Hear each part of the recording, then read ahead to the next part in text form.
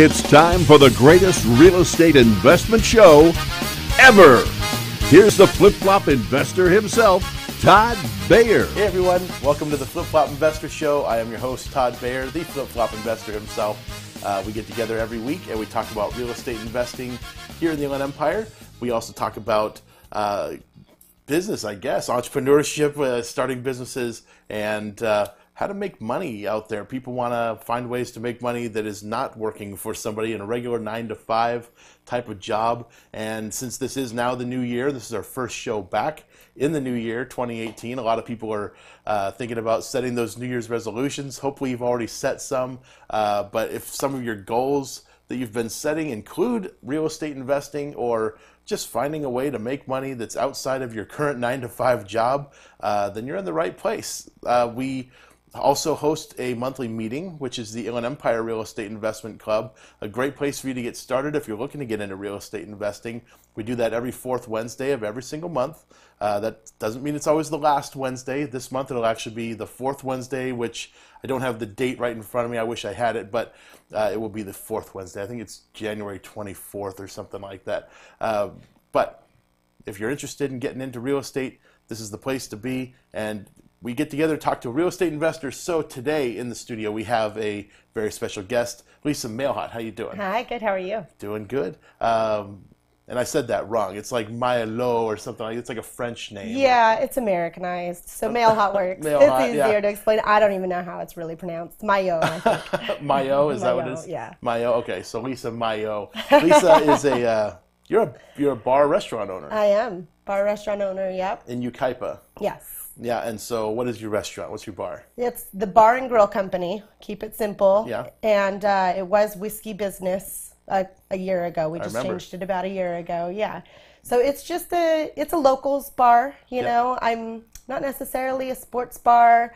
I like to joke and call it a dive bar, but it's like the clean place you want to go hang out kind of dive bar, comfortable locals bar. Yeah. Comfortable locals bar. I like that. Yeah, and it is. We've been there a bunch of times, and it's comfortable. Right. And there are a lot of locals there. Yes. So if you're from Kcaa or somewhere nearby, you should come check it out. Join us. Absolutely. But I mean, as a business owner, because this is what we're talking about, is you know, let's first talk a little bit about how you got into becoming a bar owner, rather than because there's always a story, there's a journey. Right. So how did you start becoming a bar owner? Mine honestly was kind of on accident. I never really launched off looking to own a bar. I was a waitress, moved into bartender, moved into management, and this business actually, when the previous owner was going to buy it, he actually was referred or recommended to me, and he came and found me and asked me to manage his bar. So I did that for a couple of years, unsuccessfly, I'd say. It didn't go very well for him. As a manager? Yeah, as a manager. Okay. I feel like, yes. Well, I did my job successfully. The owning of his business didn't go well for him. Okay. And so a couple of years in, he was hurting pretty bad. And was he trying to be like the typical? Was he trying to be a bar owner that was a passive bar owner, like where he didn't actually work? Yes, it was the standard. Everybody wants to own a bar because they get a drink with all of their buddies type of thing. Okay. Like, he was a contractor. He had no business owning a bar. He just bought a bar to have fun because it would be a cool place to hang out with his buddies. So would that be a common occurrence? Would he come into the bar with all his buddies? Yeah. And free drinks for everybody? And, yeah. Okay, so he had some great ways to not make money. Right. Okay. Drink up your own profit, pretty Exactly. much. Exactly. Yeah. Okay. So 2 years of that, and the bar wasn't doing well, and he was ready to walk away. And so I was fortunate. I didn't even know what I was doing, and I was fortunate enough to get a seller finance deal. My first seller finance. I had no idea anything about it, but it's weird how sometimes things like that can kind of get thrown upon you, right? And you figure it out. I mean, that's sort of how. It's how entrepreneurs work. That's how I guess sort of the scrappy, people work that are deal makers. And you put together a deal, not really knowing that a deal like this can be put together. Absolutely. Now I go out of my way to find these types of deals, right? And then it just landed in my lap, and I was like, I've been running this place for a couple years. I've been in the industry for 10, I think, at that point, and it just made sense. I thought I could do better. And it had a different name when he owned it. It did. That was Shorter's Bar and Grill. At that time, Shorter's, which he carried over from the previous owner. Okay. And so that was the previous owner's last name. Got it. Okay. So he So you bought this bar. You changed the name to Whiskey Business. Changed the name, remodeled the business. I mean, my first 3 weeks of taking it over officially were better than what I expected, what I had projected my highest month to be. Really? I did in 3 weeks, yeah. Wow, okay. So it was a big change. I mean, it was a big change going from manager to owner, and just Sure. a lot more pressure, a lot of different things that you're taking care of. And then just the business just took off and boomed. I didn't even know what I was doing, and Yeah. it kind of just shot through the roof. So did you at any point sit down and kind of write out goals for this? Like you said, you had expectations of what the income level was going to be in the bar. Did you set out some goals ahead of time and say, this year I'm going to do X amount of dollars in business, or I'm going to sell X number of cheeseburgers? Who knows? Right. In the beginning, leading up to buying it and the whole transfer of ownership and everything, I was really good about that. I definitely fell off as business just took over. The business started running me. I was no longer running the business was running me. Yeah. And all of that stuff kind of went out the window. It wasn't until I got into real estate when I really stepped back and took a look again at my goals and wrote them down and planned them out. And yeah, and that's sometimes it's important to be introspective like that, where you think like, all right, what I'm doing right now, is this what I want to be doing? Is this what I want to be doing 2 years from now, 5 years from now, etc.? Right. It's easy to just let life just take over. You just get wrapped up in it, and before you know it, you're like, oh, hey. In fact, when I got into it, I said I'd only do it for 2 years. When I bought it, I said this is a quick. I'm just going to get in. I'm going to fix it up. 2 years later, I'm going to sell it off. Okay. And we're coming up on 6 years right now. So you were going to do the mergers and acquisitions business and just get in, Right. improve it, and then sell it off for a profit. Which I didn't even know that I was flipping and buying deal seller finance before, But yeah, that was the original intention. So, okay, so you maybe laid out some goals in the beginning. The business started running you. Right. You Lost started track. wearing those golden handcuffs a little bit. Yes. Which is, it's good in a way, but you've basically just made a job for yourself. A very exhausting, underpaying job. Yeah, for because sure. you're probably you gotta show up early for any Yeah. deliveries that are coming early in the morning. Yeah. Plus, you gotta stay late sometimes. I'm getting the 3 o'clock in the morning phone calls on a regular basis. Yeah. Yeah. I was a manager and an employee and a technician and a bartender and a busboy. Like, I was all of it. So. Yeah, that's tough. Yeah. So, okay, so you obviously looked at this. At some point, you said, I don't want to be every single job in this Right. business. I'm doing it wrong. Right. Absolutely. That's tough sometimes to admit that you're doing it wrong. Oh, man. It's been, this last year, I've learned so much more about business than I did in 5 years of owning a business. Yeah. And so that's been getting into real estate now and learning, like, I'm almost going back now and relearning how to be a bar owner. Okay. Things just from being now in the real estate business and learning what I need to do to set up my business and the systems I need to put in place and the leadership that I need to have, the goals, the plans, just all of it. Sure. And I can look back at the bar and be like, whoa, I never did any of that. Yeah. And so I actually am now. I'm going back and putting together all the operations manuals and the systems and the tracking and the goals. And so I've been there, and it is a pain. Right. And they constantly change. You Right. know, like you can't possibly think of every single thing when you're putting these things together initially. Like I know with us, with the real estate transaction, there's certain key moments in a deal that happen. You have escrow opening, you have, all the documentation needs to be kind of gathered, which is a really messy situation. There's no two escrow companies do it exactly the same. And there's all these escrow papers flying everywhere, and you don't know who has it. And then sometimes right before you're about to close, they're like, hey, we need this. We just had that happen this morning. There's somebody, said, hey, we need this document. And I'm like, why was this not brought up 3 weeks ago, when we opened escrow? Like, Right. why is this now coming up? So, it can get frustrating sometimes dealing with all those things. So I know in a bar, there's a lot of moving parts, Yeah. At any time you could ask me what I do all day and I wouldn't. I'm like, I'm busy. I'm very busy. Yeah. I couldn't tell you what I do all day. So yeah, going back now and trying to document all of those things and trying to put it in place so that somebody could easily come and, look at your records, look at your documents, and do your job for you.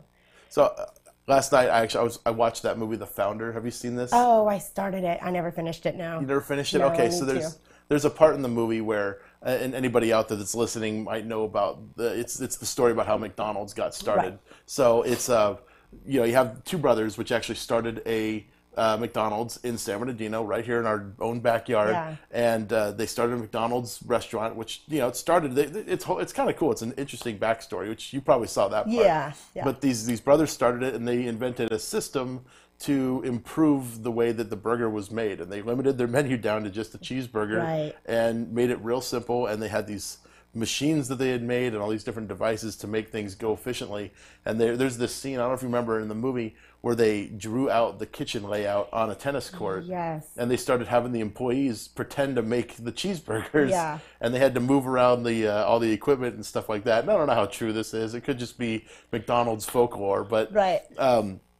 yeah, it was interesting to see that, because, you know, they're kind of like doing a dry run, and they're learning the processes, because you have to tell the guy it's 2 pickles on every single Right. burger, and you do 1 squirt of ketchup, you know, like, Yeah. it was, I mean, it's genius now. It's a business owner, like, looking at that. yeah, They turned their business into a machine, Yeah. an operating machine Yeah. that they can then remove themselves out of, and the business keeps going. Well, I think the funny part about the movie is that the 2 brothers never removed themselves. Sure. They were always the managers on site. And then Ray Kroc, who ended up coming in and becoming their franchise owner, he's the one that everybody's familiar with McDonald's. He's the one that took their model and basically franchised it out and found a way to. Yeah, and you know, it's hard. Like, we get into being business owners and we're like, oh, we're an entrepreneur. We want to work for ourselves. And, you know, that's why I'm an entrepreneur, because I don't want to work for somebody else.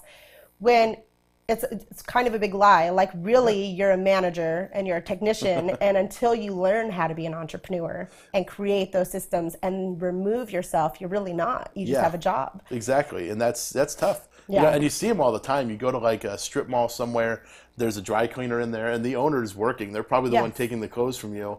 You know, and you go to a local pizza shop or something. The owner's in the back sometimes cooking the pizzas. Yeah. You know, putting them together. I'm like, you know, like you see these people, they just bought themselves a job, and I don't know if they realize they hate it or if they really do love it. Who knows? Yeah, I think it's probably half and half. You Sometimes. start off loving it, and then it runs you, and then you're just exhausted, but then you're so frustrated because who else is going to do it? You know, you don't know how to teach. And that's where I got is I was exhausted, and I didn't enjoy it anymore, but I didn't even know where to start. Like, where do I even start putting somebody in place? Sure. And well, plus you got this thing, and there's people there that are, they're like, you have the busboys, you have the waitresses, you have the bartenders that you're paying. Like, you can't just close up shop. These people are now going to be out of jobs, and you don't want to do that. It's, I know business owners tend to take that sort of responsibility on themselves for everybody that works for them. Definitely. So, not to cut you off. I know I cut you off a second there, but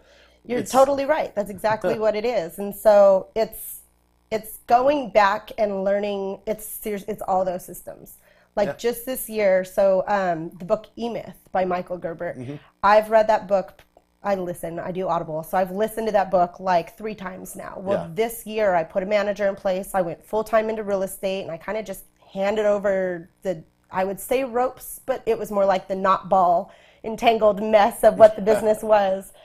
And when that blew up in my face, I was lost. And so I started listening to this book again, and he's describing my business like word for word for word. And it hit me so hard. I was like, there's no way he knows exactly what I'm going through. Well, obviously, many other people have been through it, right? I'm not the first one who has gone through this system of not knowing what I'm doing. So and that's why you kept mentioning the technician. I wasn't sure if you were mentioning that for a reason, but yeah, because it's all really fresh for me right now. This is very new. Like I just had to take back over my business, and now I'm learning how to be an owner, how to put the systems in place. I'm finally doing the things that an owner should be doing, with making goals and looking at numbers and creating systems. And so. And it's, I know there's probably a lot of people out there that have seen the show Bar Rescue. Right. And everybody's sitting at home, and they're the armchair expert on, running a bar and restaurant. And everybody in the bar stool is the expert on how to do it, Of course. And so, that's just like the HGTV shows on flippers, Exactly. right? Like, it's a reality TV show. And it's very surface level. Yeah. Like, I'm sure John Taffer puts together all kinds of great systems for these people, but, it's a lot more intense than it really looks. Yeah. There's a lot. The best run restaurants and bars just have amazing systems in place. And that's what it is. Yeah. I mean, you have a local one here, Romano's. Yeah. And so I've met him a few times, and I've always just been so impressed because he's the smaller guy, right? He's not the big franchise that's doing it. He's a smaller guy, but he's franchising his business to where he's been able to open, this is his fourth or fifth one. Fifth, maybe sixth even. 'Cause Yeah.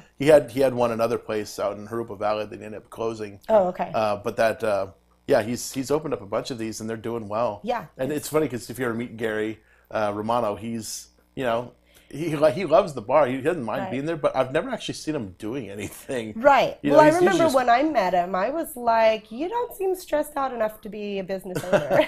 Like, Yeah, I know. so he's figured something out for Yeah. sure. Oh, there have definitely been times I know he's been stressed because I know when he's been building the locations. I know when he built the Redlands yeah. location, he was super stressed. Yeah. Building this one here in imagine. Riverside was a little stressful too. I imagine. But yeah, he's I think he's in a good place now. But again, I mean, if you can't run one, like how could you even think about opening up a second one? Absolutely. So yeah, he's got those things in place. Yeah. I know because like even when I was younger, I worked at the Olive Garden. Oh, okay. So, and like the Olive Garden was just system after system for Right. everything. Right. I mean, like even for the waiters, the wait staff, we had a system on how to approach the table. We had a 3-table maximum. Like there was certain, and like I still remember these things. I still remember the birthday song we had to sing, Yeah. Like, because I mean, they these are like, trained you well. yeah, they train you well because that's what it is. Yeah. I mean, you have to train people. You can't just bring somebody in off the street, no matter how good they might be or whatever, and just expect them to do everything that you expect in your bar. Maybe the bar they came from ran a little differently, and you have to kind of train them on what your expectations are, which, who knows what they don't know. Absolutely. So I guess looking back, like being able to go through that experience of I ran it myself for 5+ years. It was exhausting. I turned into a very bitter business owner. And now I got about 8 months of a break from it and was able to start a new career, and then having to go back into it. I've learned that setting that up from the beginning, how important that is. So I'm able to now implement that in my real estate business. As I'm new in the real estate, I'm only a year in and trying to figure out these systems and create goals and just start that way, rather than working backwards in 5 years to try to figure out how to teach somebody to do my job. Do it now and then work myself out of one little job and work myself out of another little job and just keep going back. So, and I'm glad you mentioned goals because that is sort of our January theme for the show. We're trying to focus on goal setting. So this is the beginning of the year.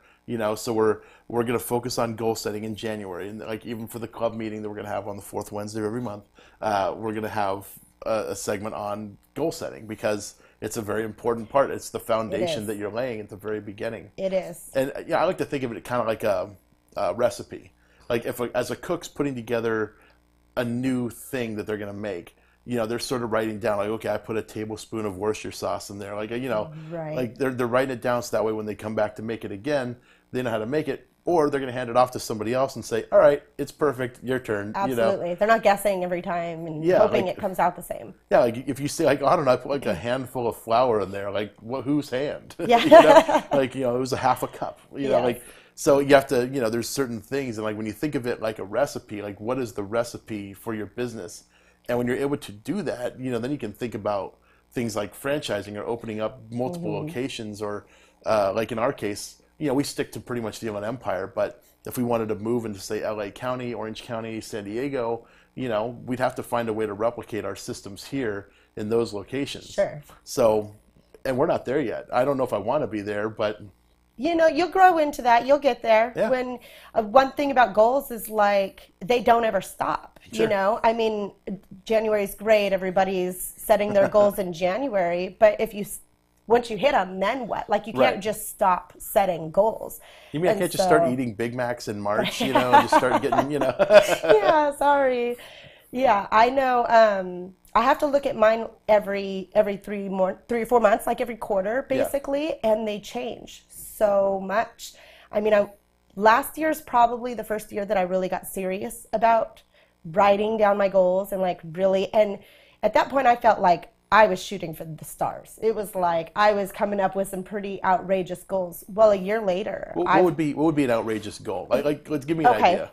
So at that point, I was a full-time owner, manager, and I had barely gotten my feet wet in real estate, as in like I think I might have put up my first round bandit signs, but that was it. Maybe come to the meetings. I came to the meetings and Jargon I put flag. up some Bandit sign. Right, I know. Don't do it. Yeah, I know. So, don't do it. Well, jargon flag. We say that when it's like. Oh, okay. Because a bandit sign. A for a lot of bandit people might not know sign what that is. a cardboard. We buy houses. Everybody's seen them on the side of the freeway, right? So they're called bandit signs because they're illegal in most cities or counties. And so, like, you're a bandit out there hanging up these signs that the county or city doesn't want you to be hanging. And you promptly removed them when you were asked Right. to, obviously. Yes. Very good. Yes, Very of course, good. absolutely. So you I just had put up just some gotten bid. started, and I wrote myself what is referred to as a January letter. And so you write yourself as if you're writing a journal entry for a year in advance. So we're going to say January 2019. And I'm going to write the letter as if I'm writing a journal entry. So all of the things that happened in my year, all of the great things that I want to be goals, but I'm writing it down as if it already really happened. Okay. And so I wrote down that I was going to be a full-time real estate investor. I wrote down, and so at this point I'm brand new, I'm terrified of the business, you know. I wrote this all in my letter, how scared I was, but that as soon as I got my first deal under my belt, that was it. I was going to take off. You know, off the top of my head, I think I wrote down some financial goals, and then I wrote down some goals for the business, for the bar business as well. So a year later, and at this point I'm terrified of even doing my first deal, I think I put in there that I wanted to do 4 deals by the end of the year. A year later, I've done 6 deals. I went full-time in March. So only 2 months later, where I'm like, these are huge dreams to me. Yeah. 2 months later, I actually already had done it, you know. I put in a vacation in there that I had no, like, intent on, like, there was no plans to go on this vacation. I went a couple of months ago. I didn't even realize that I had written it down. You go back a year later and you look at these and you're like, oh yeah, I did that. Yeah. Oh, I did that. I did all of those things. Like, that's amazing, you know. So that's pretty cool. So a January letter is a letter you're writing to yourself in the future saying, you know, what an awesome year 2018 was because I did all these things. I bought 6 houses. I did these sorts of things. That's okay. And then, you know, you can go back and read it every day if you want to. Or for me, I think I read it for maybe the first couple of weeks. And then it got shoved in a drawer somewhere. And I started going through all of my, you know, my goals and my affirmations and stuff of last year. And I start reading this letter and I'm just laughing out loud. Because I remember the way I felt when I was writing that letter. And it was like, you know, you don't believe yourself. You're like, it's fun to write, but you're like, whatever. If I even get half of this, that would be cool. But it's also good to kind of put that down. Like, you want to have something to shoot for. Like, it's not just about money. It's not just about, you know, things. It's about, you know, like life experiences. It's about, you know, what you're going to do with your freedom. And, you know, for a lot of people, that might mean more time to volunteer. That, you know, there's a lot of other things that people do with that freedom of time. Absolutely. Where you're not chained to a desk from 9 to 5. Absolutely. And, you know, I've been a lot busier this year, but I've also been a lot more present, like when I'm home and when, just like you said, like there's a lot going on, but I have more of my time. I have my freedom. And so. Yeah, when you have nothing ruling over you and, you know, sort of like constantly making you do something you don't want to do, you can focus on the things you actually want to do. Spending time with family, I know, is important. So, you know, you're able to do that. You're able to be more present, which is, it's kind of a hard concept to hear until you've experienced it.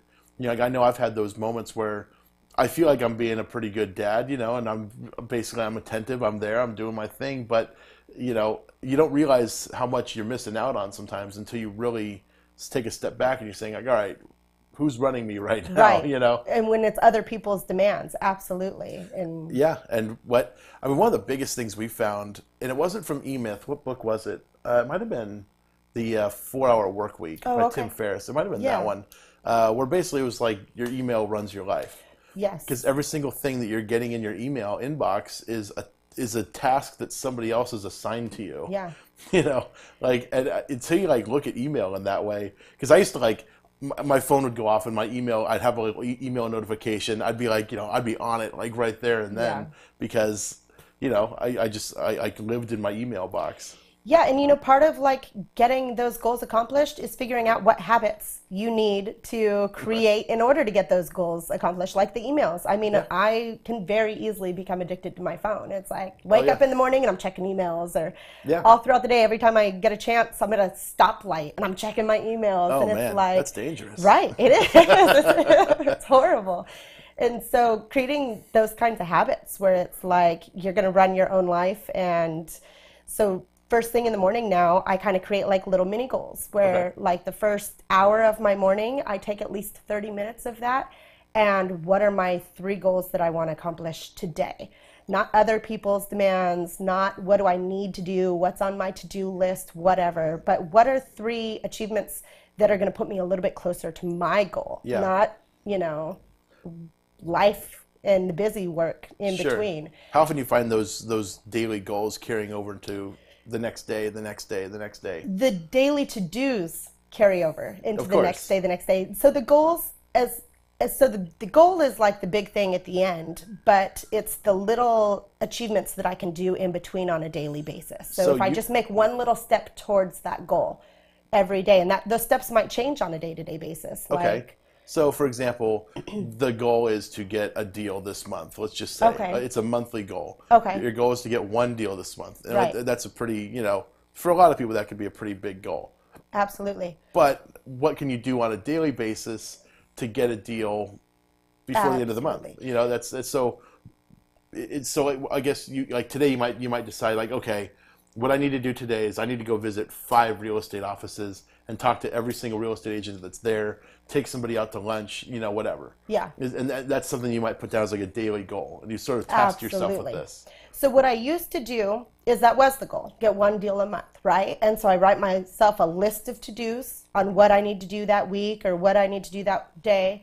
And those to-dos end up getting pushed behind the more demanding to-dos, the people that are calling, or the I need this from you, or, you know, and that goal would just never get done. So now instead, first thing in the morning, I say, what do I need to do for me? And I take a step right then and there. So what I want to do for me today is contact 5 offices and set up an appointment for later in the week, or, you know, even today. I'm going to set up 1 appointment a day to go visit these agents and go talk to them.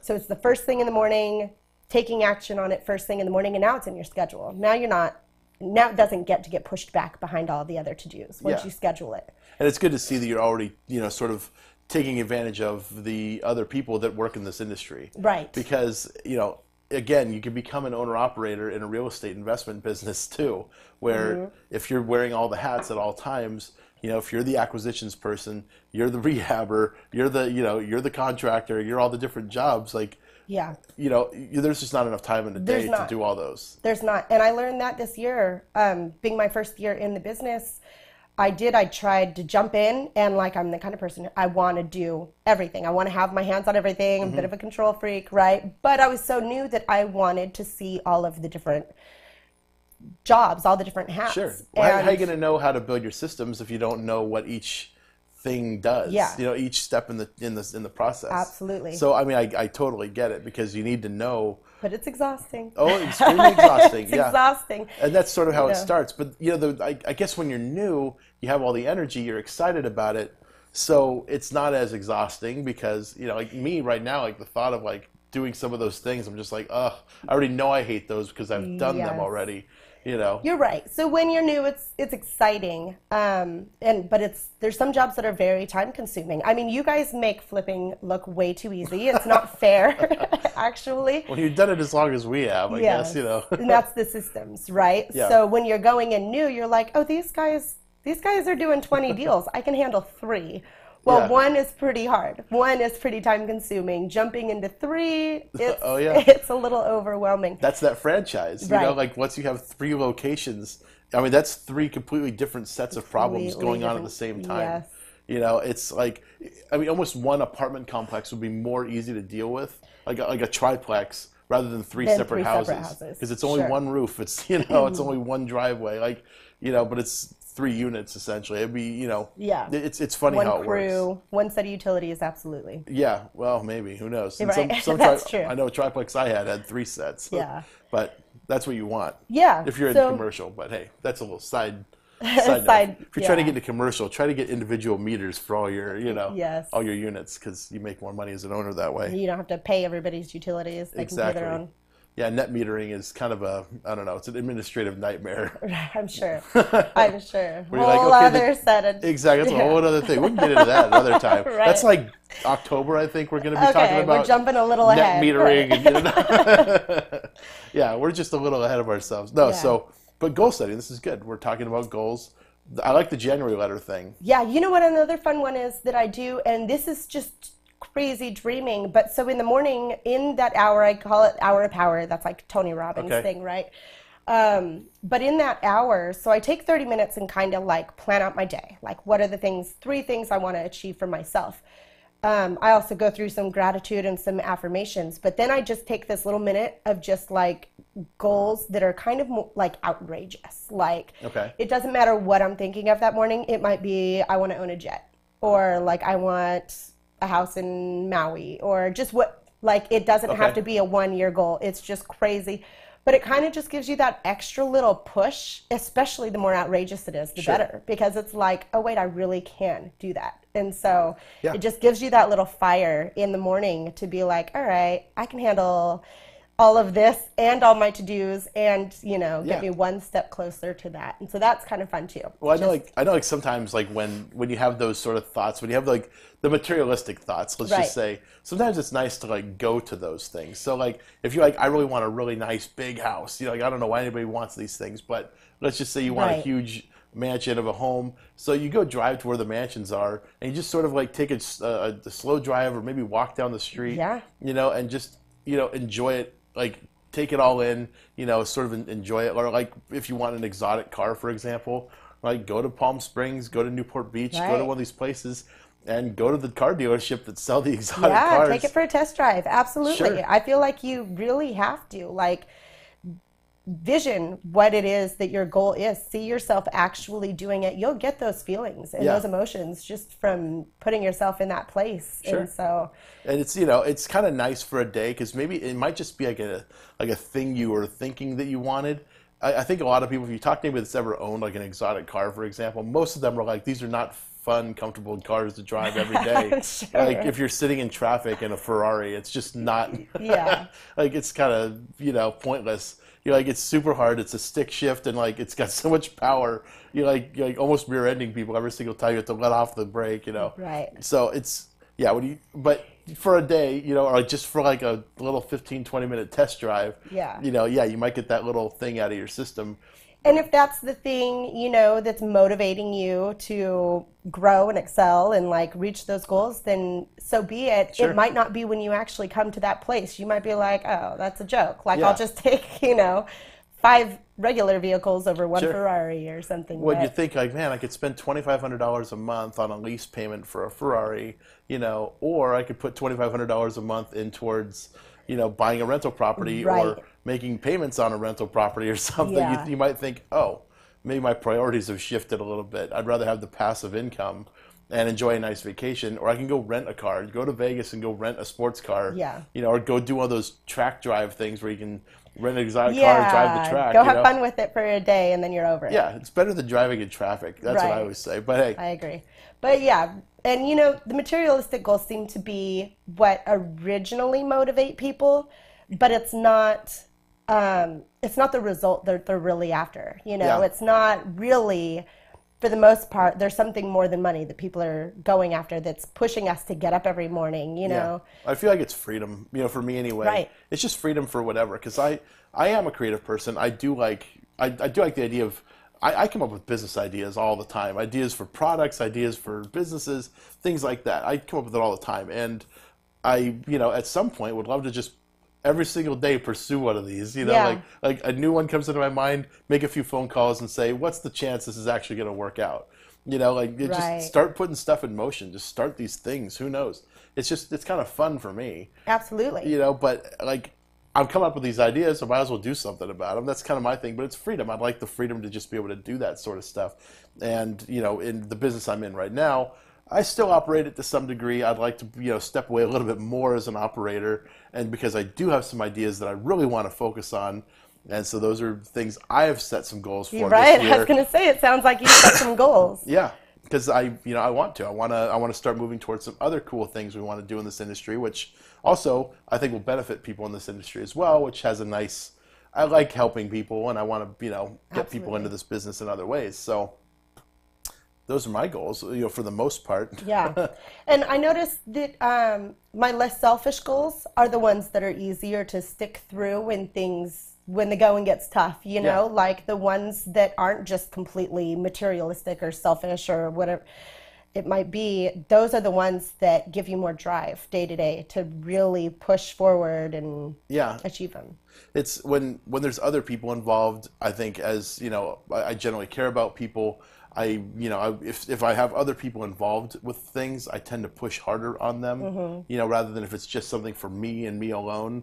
Because if it's just for me, like, I'm not always the most motivated person too. I mean, sometimes I'll wake up in the morning and I'm like, that's a good movie. I'm going to watch that, Yeah, we all have those. I kind of did it this morning, because I didn't have to be in until, whatever, at 10 o'clock. So, why not? That's a good point. You just made me realize. So I do that a lot with the bar is there's the daily management of the bar that has to get done. Maybe it's not daily anymore. I probably have to put in 10 hours a week to manage the bar. But now as an owner, the bar's not going anywhere. And if you're not growing, you're dying, right? So that's kind of what happens when I do that. So being able to again, I know we keep going goals, but like to have those goals to keep pushing you to do more than just the bare minimum. Because it's really easy to just get up and do what you have to do every day and then be like, all right, I'm tired, or there's a great new series, I need to watch the entire thing tonight, or so just to be able to have those goals and to already vision them and already see where you're going to go, it does add that extra drive and bit that, all right, I might work 30 hours this week and go above and beyond. Yeah, and it's, I know when you have other people, especially when you're trying to get somebody to run your business, you gotta set goals for them, because they don't always have the ability to set goals for the business. So you have to sort of set some goals for them, for the business, and, get them to go towards those things. So in our case, it's like, okay, we want to do 60 deals this year. Like, that's how many deals we intend to do. If we're not basically doing at least one a week, we're not meeting our goal. Right. And so then it's not just creating a goal. Like, I can create a goal to fly to the moon, but then you have to put a plan in action. Right. So I noticed you guys sent out an email saying, hey, we're looking for help, so creating that plan. And so again, I'm going to go back to Tony Robbins, but he calls it a MAP. So a massive action plan that you're going to create. So every one of your goals, then you break down and you create an individual little map for how you're going to get to that specific goal. Yeah, it's your plan. Right. I mean, it's, you see people talk about this, like I'm sure you've seen well-laid plans put into action. If the military were to go attack some country, they have a whole plan of attack. Like, they plan for certain things that are going to happen. They say, if they come here, we're going to do this. If they do this, we're going to do this. And it's, it's a plan you're laying out. Except there's no enemy. You shouldn't have much opposition unless you start going down this path and you realize, oh, that's actually illegal. I can't do that. Right, and then you just reroute and find another way to reach whatever it is you're going for. So. And I know that happened to us when we got into lending, when we started the lending company. Before the Dodd-Frank regulation came down with RESPA in 2008. Oh, okay. Before all that, you could just kind of lend your money. There was no real regulation. There was no real licensing for this.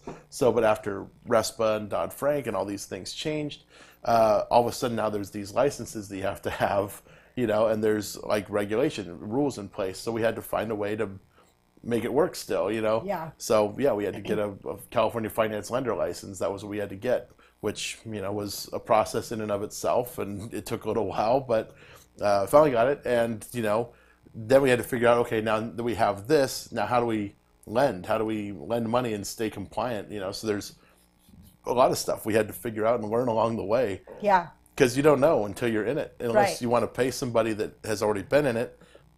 But how can you afford that person, right off the bat? Of course. I'm sure they're $1 billion to hire them if they have that skill set. I know that after I had done it for about a year and a half, I was a self-proclaimed expert at that point. I'm like, I know what I'm doing, but somebody would have easily hired me for quite a bit more than I was paying myself at that time for doing it, because it's valuable. I actually talked to a guy yesterday that wants to become a lender, and he was asking me how to do it. And I'm like, do I really want to teach this guy how to be a lender right now? And I'm sure it's a lot. I'm like, no, I don't really want to teach this guy how to be a lender. I'm going to turn him onto a resource that helped me in the beginning and let him follow his own journey, because it's more than just, a 5-minute phone call with somebody that's going to make them into it. I get that a lot with being a bar owner. Yeah. I'm going to open a bar. I want to be a bar owner. And it's like, oh, the warnings I could give you, but instead I'm going to keep my mouth shut. I'm going to give you a few, to pay attention to, and the rest I'm going to let you follow your own journey. Yeah. The guy yesterday, he asked me, what sort of advice would I give him to becoming a lender? And I'm like, well, if you want to be passive, make that your goal and focus on that, because I became a 16-hour-a-day, employee, chained to my desk because I was trying to do it all myself. Yeah. And that was impossible. It couldn't be sustained that way. Yeah, I think that's what most of us do. Starting a business, and then you kind of learn and grow from there. Exactly. So we've set some goals for this year. You've talked about Tony Robbins a little bit. Tony Robbins is obviously big on goal setting. Right. Have you read a lot by him, or? Yeah, I I think I've bought all of his audio programs and listened to them all several times. I'm not sure. It might be Get the Edge, where he does a really good goal setting workshop, and he makes you do it like while you're listening to the tape, instead of being one of those things like, okay, now go home and write your goals. It's like, no, do it right now. We're going to take the time and do it right now. And that's part of the hardest part. I mean, I haven't really sat down, like I know what my goals are, but I haven't sat down this year yet and written my goals. But now, mind you, I don't wait till January to start my goals. So I try to do it quarterly. I really like to get my jump start on the new year in October, November. I'd like to start my goals before I go eat too much food and get lazy and stay up too late, right? So I start then to keep myself kind of on the path that I want, instead of waiting till the new year. I feel like I'm already behind by the new year. So but you should be coming up on your second quarter goal setting. I'm coming up on time to do that. Absolutely. And just it's really, so for me this last year, like being a business owner, or for the people that are working this 9 to 5 and having this huge goal of now I want to be a real estate investor, it's hard. Like sometimes the goal isn't enough. Like, I have these great big goals. I want to be a real estate investor. I can write a plan that says I'm going to be a real estate investor, but you need more. Like, you need a why, because when you work a 9 to 5, so I wasn't working a 9 to 5, but I was working well over full time. What is going to get me out of bed at 5 o'clock in the morning to put in the extra, I'm already doing 50 plus hours a week. Now I got to find another 20 to change careers. Your why is really what gets you out of bed in the morning. Yeah, and if you already have a successful bar, and probably a bunch of people would probably ask you, why would you want to do something else? Right. So have you figured out why you want to get into real estate investing? And I mean, you've already gotten into it, but I've gotten into it. It kind of goes back to like what you said. It's my freedom and really being in control. Like, I feel like I've been called to service, and I love real estate, and so that's a great way for me to enjoy, being able to serve people. There's so many, there's just unlimited opportunity and potential and growth, and the kind of people that you get to work alongside of, like the like-minded people. There's a lot of personal development that goes along with it, and then just there's so much being able to help people also. And so it's all important. Right. And those are all part of it. Right. For sure. And it's funny because I know we've talked about it before, and talked about it on the show before, where a lot of people assume that we're making these lowball offers to people, and you're like, people are afraid sometimes to make this offer because you're like, I know that this house is going to be worth so much more money when it's fixed up, but it's not currently in that situation. It's in a pretty rough shape. I know we just bought a deal together, right? Yeah, we just bought a deal together in Riverside that it's pretty ugly. It is. It's got some fire burn damage. Like, people were living in it. It should have probably never been lived in at all, and And this family, they needed help too. Yeah, it's a problem for them. Who other than a real estate investor is going to take on that kind of project? And yeah, there's not, unless you're a homeowner that just loves that house and wants to rebuild it, and you have a ton of cash sitting around, you know, that's the only way you're going to be able to do it. So. And, you know, we're not always just making lowball offers either. Like, no. I know you work a lot in creative acquisitions. I do too. It doesn't always have to, there's just so many ways that we can help people in this industry. And sometimes it has nothing to do with us buying the house. Sometimes we have unlimited resources and contacts and connections that we can just turn people onto, or just advice, you know? Yeah, and that all helps, right. you know, like, because sometimes these people just don't know what to do. They're in a situation, have no clue.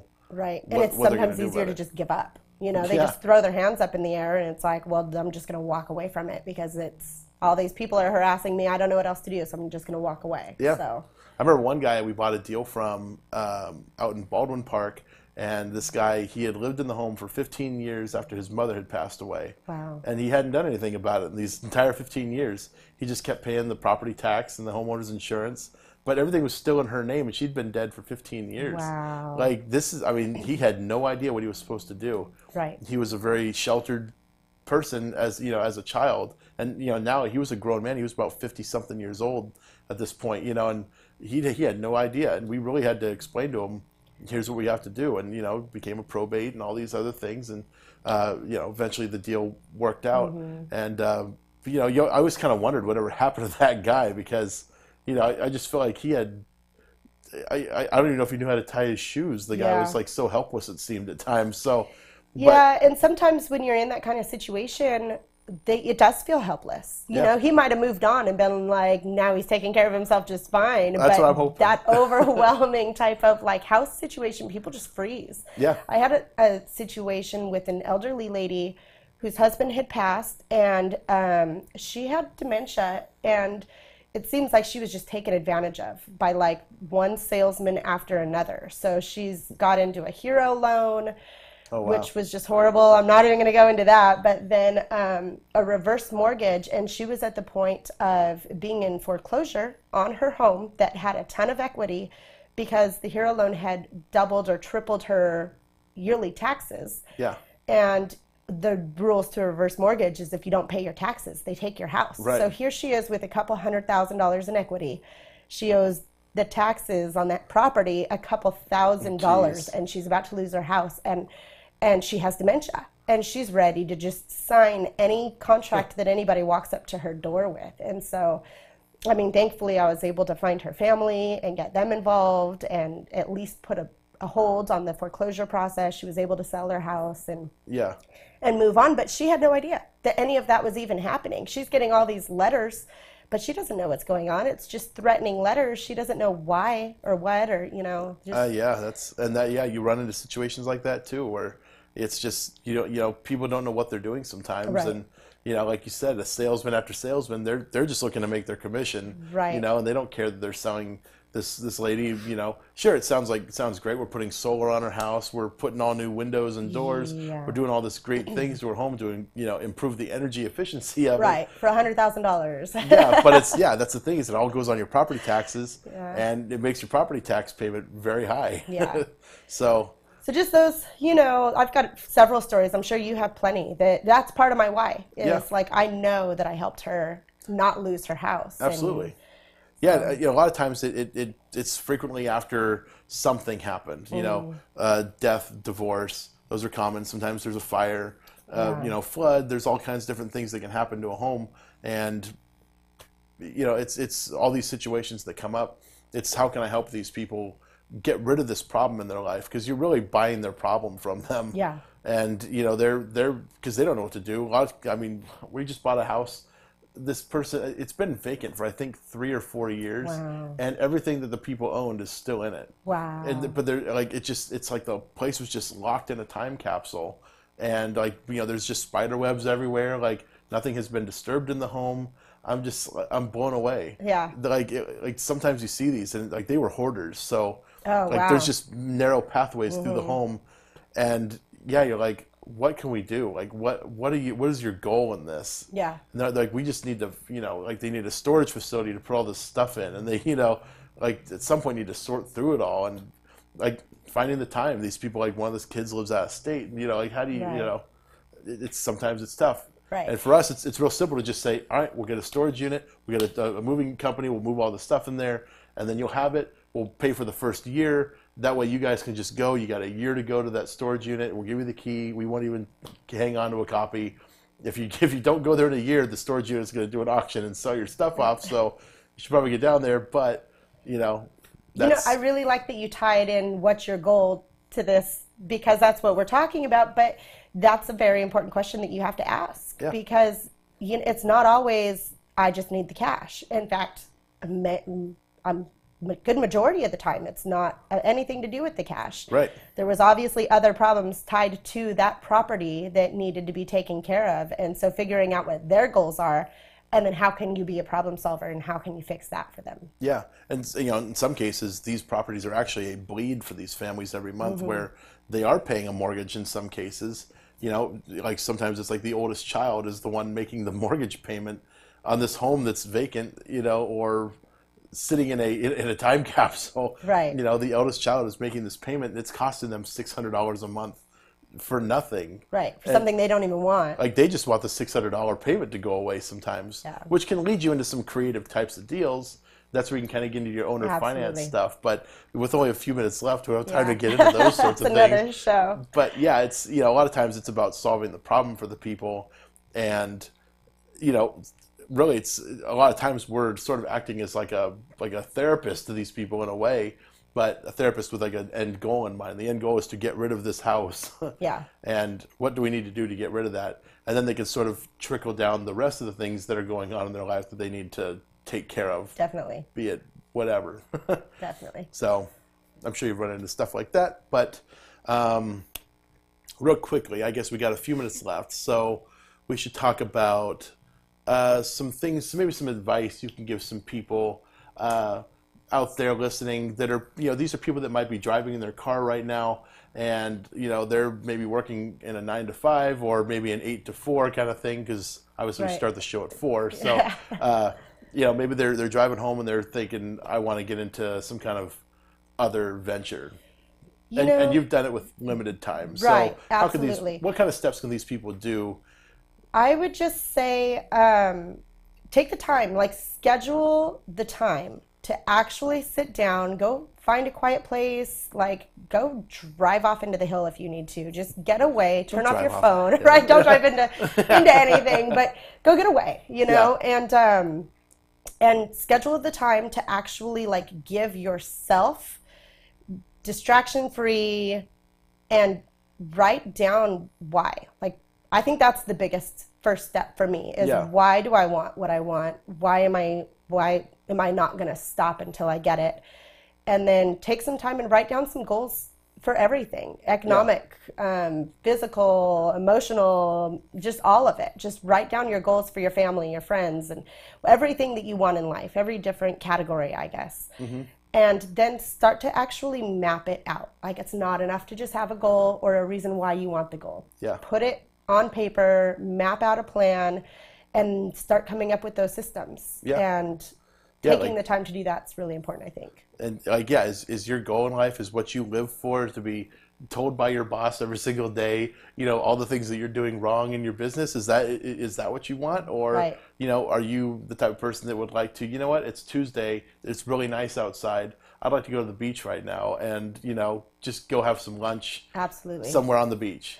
And it's just so much less overwhelming when you see it on paper, and you can put it on paper, and then you can work backwards. Like, okay, these are my goals for 12 months. Yeah. What do I need to do every month? Now, what do I need to do every week? And when you realize you need to make 5 phone calls a week to reach this huge, what you assumed or thought was a huge goal by the end of the year, it's not overwhelming anymore. It's very achievable. Very true. So we are just about out of time. So I'm going to mention it one more time for people out there that are interested in the getting into real estate or getting into some kind of an entrepreneurial level.